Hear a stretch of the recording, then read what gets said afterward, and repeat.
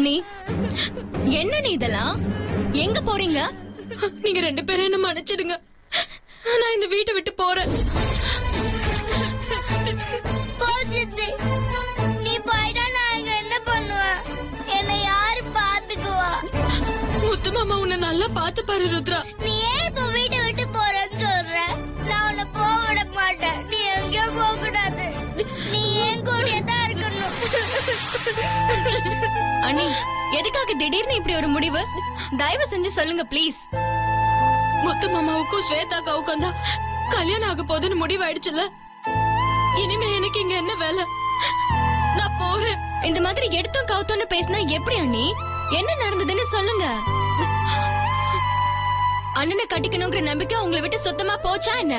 வெறும் நம்பிக்கையை மட்டும் வச்சுக்கிட்டு நான் என்ன பண்ண முடியும்? அந்த நம்பிக்கை மட்டுமே எல்லாத்தையும் நடக்க வச்சிருமா? எனக்கு வேண்டாம் ஜனனி, எதுவுமே வேண்டாம்.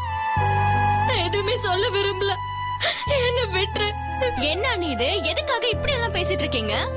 இல்ல ஜனனி, முத்து மாமாவை நினைச்சு நினைச்சு நாம தான் கல்யாணம் பண்ணிக்க போறோம்னு மனசுல கோட்டை கட்டி வச்சிருந்தேன். அது எல்லாம் மொத்தமா சரிஞ்சு போச்சு. வேண்டாம் மாமா, எனக்கு வேண்டாம். அண்ணி, என்ன அண்ணி? அப்படியெல்லாம் விட்டு போயிடக்கூடாது. நிச்சயமா ஏதோ ஒண்ணு நடந்திருக்கு. அது நீங்க என்கிட்ட சொல்லாம மறைக்க பாக்குறீங்க. அதெல்லாம் நான் எதுவும் மறைக்கல. அப்படி எதையும் மறைக்கலனா இதுக்கு முன்னாடி எல்லாம் எத்தனையோ வாட்டி கல்யாணம் நிச்சயம் ஆயிருக்கே.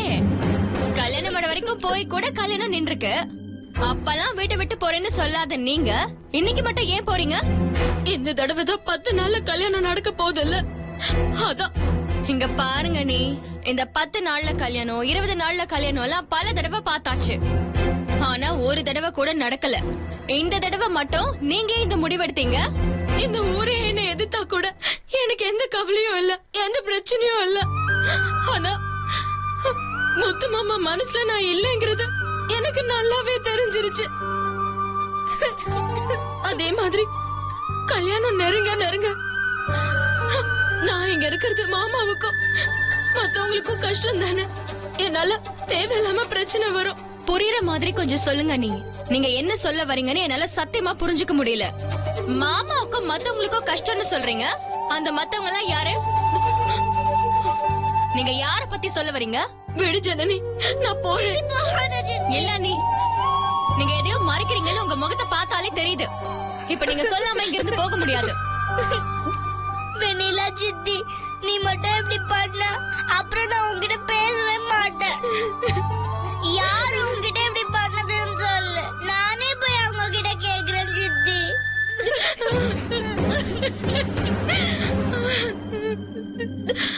ஸ்வேதாக்கா என்ன பண்ணாங்க தெரியுமா?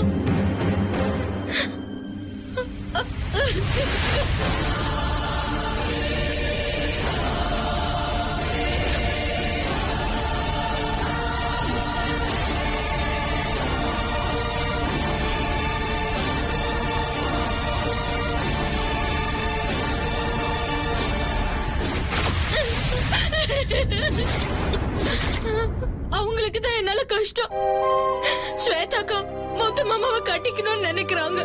அதனாலதான் அவங்க மனசு கஷ்டப்படக்கூடாதுன்னு நான் நினைக்கிறேன். அதான் வீடு விட்டு போலான்னு நினைக்கிறேன். நீங்க அப்படி நினைக்கிறீங்க, ஆனா அவங்க அப்படி நினைக்கிறாங்களா? இந்த வீட்டை விட்டு உங்களை அனுப்பணும்னு திட்டம் போட்டு இப்படி எல்லாம் பண்ணிட்டு இருக்காங்க. நீங்களும் அதெல்லாம் நம்பிட்டு இந்த வீட்டை விட்டு போறேன்னு சொல்றீங்க. நீங்க கண்டிப்பா இந்த வீட்டை விட்டு போக கூடாது.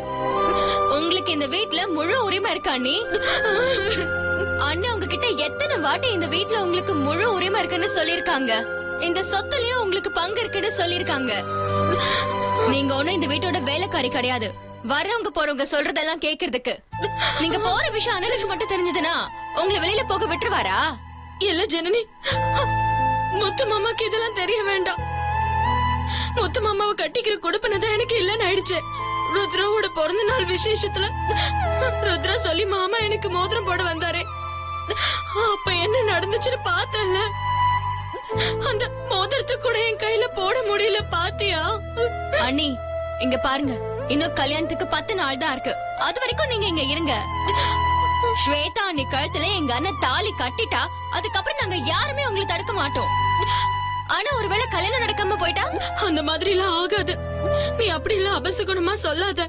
அபசகுணமா நான் எதுவும் சொல்லல. உங்களுக்கு நல்லது நடக்கணும் தான் நான் இதெல்லாம் சொல்றேன். ஒருவேளை இந்த கல்யாணம் நடக்கலன்னா என்ன பண்ணுவீங்க?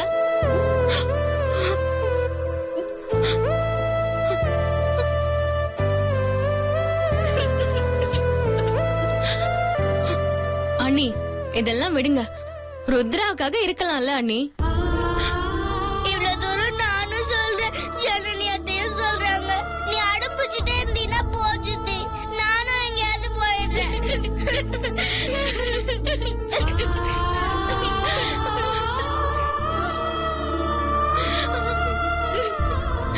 எப்பவுமே முத்தரசண்ணன் கூட நல்லவங்க தான் இருக்கணும்னு நாங்க நினைக்கிறோம்.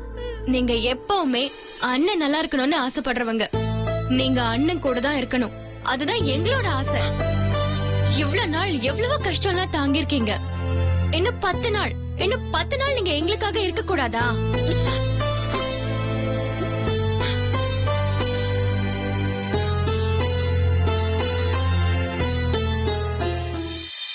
வெண்ணிலா, வெண்ணிலா, முத்து மாமா,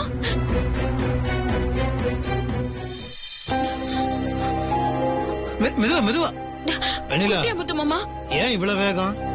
ஒண்ணும் இல்ல, நீ சொல்லு. அது ஒண்ணும் இல்ல, காலையில கொஞ்சம் நேரத்துல கிளம்பிட்டேன். பசிக்குது, டிஃபன் ரெடி பண்ணி தெரியா? பசிக்குதா? கொஞ்சம் இரு முத்து மாமா, 5 நிமிஷத்துல நான் ரெடி பண்ணி எடுத்துட்டு வந்துடுறேன். ஏய், மெதுவா போ.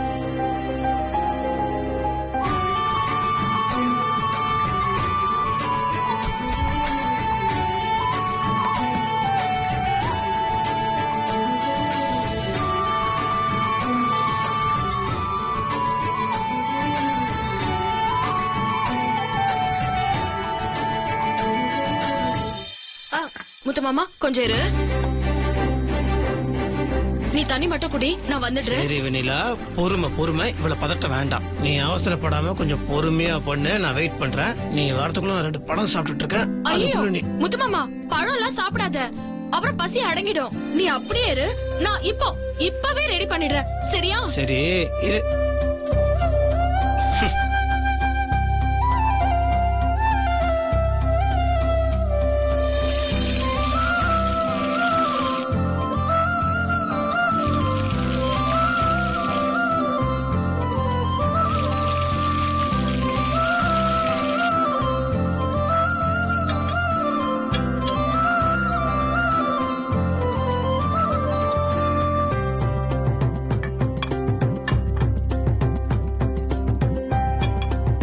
இந்தா முத்து மாமா.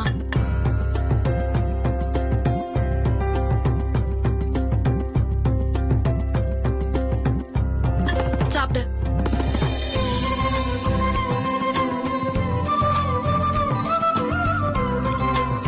வெண்ணிலா, அருமை.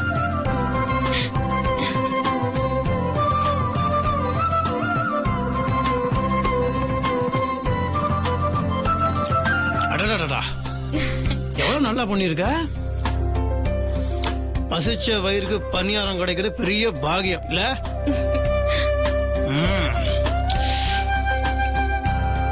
இவ்வளவு டேஸ்டா இருக்கு. எப்படி பண்ண? நேத்து நைட்டே கம்பு, சோளம், ராகி, அரிசி எல்லாத்தையுமே ஊற வச்சுட்டேன் முத்து மாமா. அது எடுத்து காலையில அரைச்சிட்டு, அதுக்கப்புறம் அதுல வந்து வெங்காயம், பச்சை மிளகாய், கருவேப்பிலை, கடலை பருப்பு எல்லாத்தையும் போட்டு தாளிச்சு அதுக்கப்புறமா சுட்டு கொடுத்தேன் உங்களுக்கு. நல்லா இருக்கா மாமா? ரொம்ப நல்லா இருக்கு. நீ எப்படி பண்ணதான் கேட்டேன், அதுக்கு நீ கிட்ட சமையல் குறிப்பெல்லாம் சொல்லிட்டு இருக்க. நான் நல்லா இருக்குன்னு சொன்னது டேஸ்ட. நீ நல்லா சமைப்பேன்னு எனக்கு தெரியும், ஆனா வழக்கத்தோட அதிகமா சூப்பரா சமைச்சிருக்கிய. அது எப்படின்னு கேட்டேன். நீ சமையல் குறிப்பெல்லாம் சொல்றத பார்த்தா நாளைக்கு நீயே பணியாரம் சுட்டு சாப்பிட்டுக்கோன்னு சொல்ற மாதிரி இருக்குது. அப்படியா? சேச்சே, அப்படிலாம் சொல்ல மாட்டேன் முத்து மாமா. வெண்ணிலா, நாளைக்கு எனக்கு இதே மாதிரி பணியாரம் செஞ்சு கொடுக்குறியா? என்ன முத்து மாமா இப்படி கேட்டுட்ட? கண்டிப்பா பண்ணி தரேன். நாளைக்கு காலையில நீ சாப்பிட வரும்போது சுட சுட பணியாரம் ரெடியா இருக்கும். பசின்னு நீ கேட்க வேண்டியதே இல்ல. 2 பணியாரம் எடுத்துக்கிறேன். நல்லா சாப்பிட்டாச்சு, வயிறு ஃபுல்லா இருக்கு. நாளைக்கு இதே மாதிரி பணியாரம் சுட்டு கொடு, இதோட அதிகமாவே சாப்பிடுறேன்.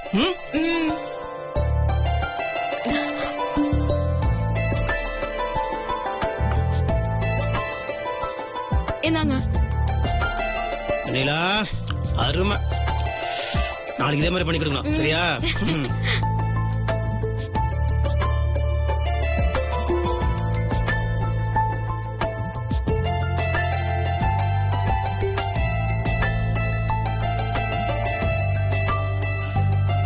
வெண்ணிலா ஆ என்ன முத்து மாமா போன் அங்க டேபிள் வச்சுட்டு வந்துட்டேன். ரூமுக்கு எடுத்துட்டு வந்துரு. ஆ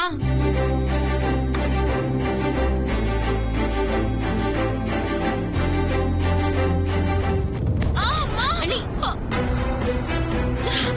வெண்ணிலா என்ன என்ன என்னாச்சு? ஒண்ணும் இல்ல முத்து மாமா காலை காட்டு. ஒண்ணும் இல்ல. இந்த காலா நீ காலை காட்டுமா? முத்து மாமா ஒண்ணும் இல்ல. விடு வெண்ணிலா, நான் பாக்குறாரு இருக்க பாரு. சாதா கதை பிறந்து இருக்க போது நீ முத்து மாமா ஒண்ணும் இல்ல. முத்து மாமா நான் என்னத்த பாத்துக்கிறேன், பாத்துப்ப? விடுங்க. அதான் பாத்துட்டு இருக்கேன் வெண்ணிலா. ஏன் வெண்ணிலா? அதான் மெதுவா பண்ணு சொல்லிட்டு இருக்கல. என்ன அவசரம் உனக்கு? எதுக்கு இப்படி ஓடி வந்த? இந்த உன் போன் போனுக்காகவா? எதுக்கு? இதுக்காக இவ்வளவு அவசரம்? அடி வாங்க போற நீ. எதாவது ஆயிருந்ததுன்னா நல்ல பொண்ணு நீ போ.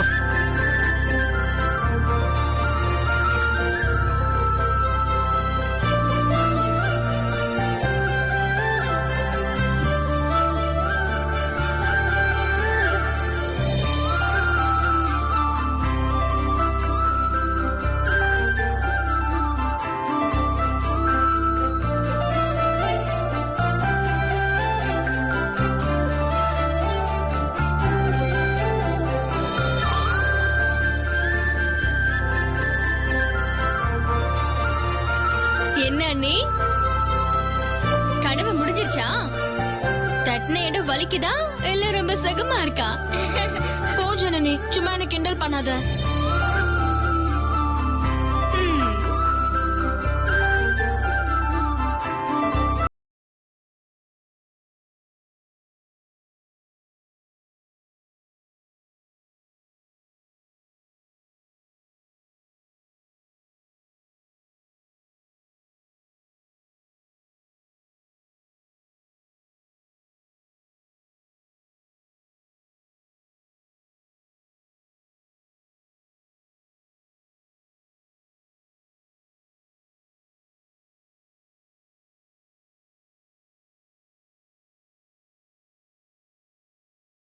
ஒண்ணு.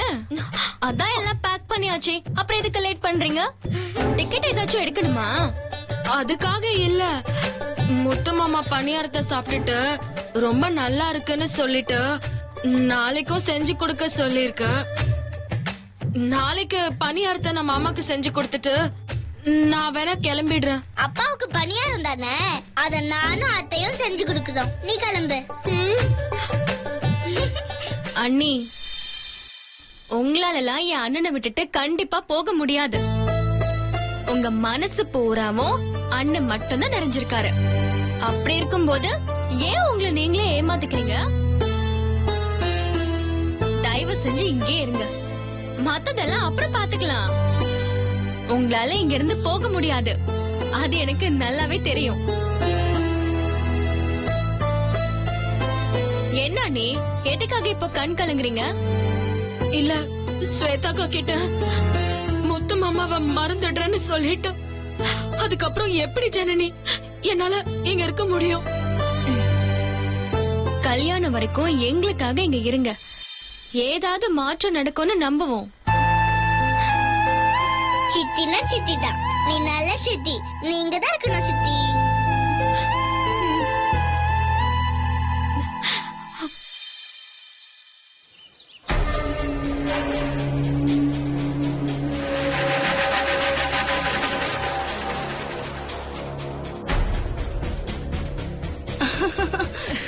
கங்க்ராட்ஸ் ஸ்வேதா.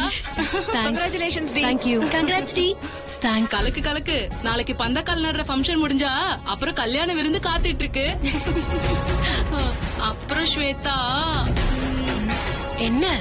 இல்ல எப்ப பார்த்தாலும் வீட்டு சாப்பாடே சாப்பிட்டு போர் அடிக்குது.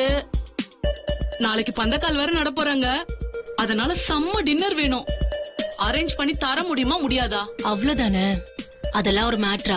பண்ணிட்டா போச்சு. ஏ ஏ ஏ வெறும் டின்னர் மட்டும் தானா? ஆட்டம் பாட்டம் கொண்டாட்டம் கிடையாதா? ஆஹா, அக்ஷயா தான் சூப்பரா டான்ஸ் ஆடுவாளே, ஆட்டம் பாட்டத்துக்கு என்ன குறைச்சல் இப்போ? நான் ஆடணும்னா ஒரே ஒரு கண்டிஷன். என்னமா அது? இந்த புறா ஆட வேண்டும் என்றால் ஹீரோ ஹீரோயின் சேர்ந்து டான்ஸ் ஆட வேண்டும். அப்போ இந்த ஹீரோ ஹீரோயின் யாரு? ஏ மண்டு, இது கூட உனக்கு தெரியாதா? நம்ம ஸ்வேதாவும் முத்தரசன் சாரும் தான் ஹீரோ ஹீரோயின்.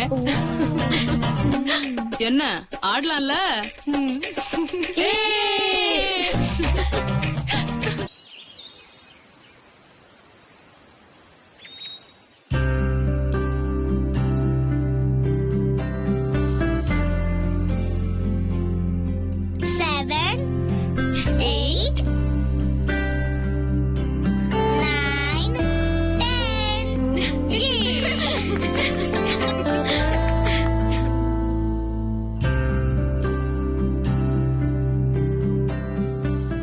ஐயா,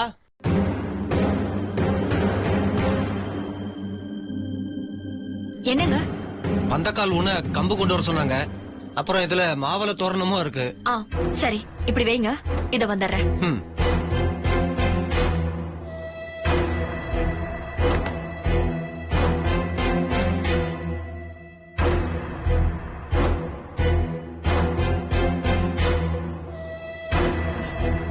இந்தாங்க.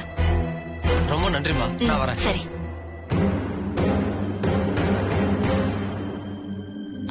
அண்ணி, உங்களுக்கு வந்து ஒரு கண்டிஷன். என்ன கண்டிஷன்? உங்க கண்டிஷன் மோசமா இருக்கிறதால உங்களுக்கு ஒரு கண்டிஷன். நாளைக்கு முத்து அண்ணா ஸ்வேதா கல்யாணத்துக்கு பந்தக்கால் நட போறாங்க. ஆனா இப்ப கூட நான் ஒண்ணே சொல்றேன், கேட்டுக்கோங்க. இந்த பந்தக்கால் நடுற விசேஷம் மட்டும் நல்லபடியா நடக்காம போனா நீங்க கல்யாணம் வரைக்கும் இந்த வீட்ல தான் இருக்கணும். அதுக்கு ஓகேவா இல்லையா? அது எப்படி பந்தக்கால் நடுறதெல்லாம் நல்லபடியா நடக்காம போகும்? இதுக்கு நான் சரின்னு சொன்னா நீங்களே பந்தக்கால் நடுறத கெடுத்து விட்டா நான் என்ன பண்றது? என்ன அண்ணி, எங்களை போய் இப்படி எல்லாம் பேசுறீங்க? நாங்க எதுக்கு அப்படி எல்லாம் பண்ண போறோம்? அதுவும் முத்தான கல்யாணத்துக்கு எடுக்கிறதுக்கு நான் நினைப்பேனா? அதானே. அதையும் மீறி நாங்க ஏதாவது பண்ணணும்னு நினைச்சாலும் அதுக்கு ஸ்வேதா விட்டுருவாங்களா என்ன? அதோட இல்லாம நாங்க 24 மணி நேரமும் உங்க பக்கத்துல தானே இருக்கோம். அப்புறம் எப்படி அண்ணி தப்பு நடக்கும்? யோசிச்சதெல்லாம் போதும். நான் சொன்ன விஷயம் உங்களுக்கு ஓகேவா இல்லையான்னு சொல்லுங்க. சரி சரி, நீங்க இவ்ளோ தூரம் சொல்றதுனால எனக்கும் ஓகே தான். ஆனா நான் சொன்ன மாதிரி நீங்களா எதுவும் கெடுக்கிற மாதிரி பண்ணிடக்கூடாது, சரியா? என்ன அண்ணி நீங்க நம்பாத மாதிரியே பேசிட்டு இருக்கீங்க. போங்க போங்க.